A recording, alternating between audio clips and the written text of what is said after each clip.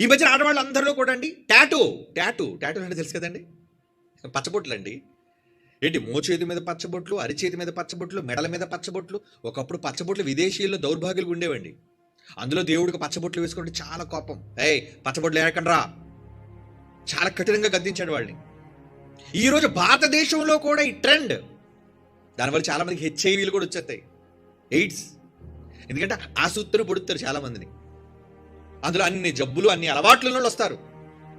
ఈరోజు చూడండి, ఏంటి గృహిణులు, ఆడవాళ్ళు, పెళ్ళైన వాళ్ళు, పిల్లలు కన్నవారు కూడా ఏమండి ఇక్కడ మోచేతి మీద, ఏమండి మెడల మీద కనబడేటట్లుగా ఇలా ఒకళ్ళు చెయ్యెత్తితే ఎక్కడ, ఇది కూడా ఈ ప్రాంతంలో, అంటే ఎవరితో మాట్లాడేటప్పుడు కనబడాలన్నమాట ఇక్కడ టాటూ.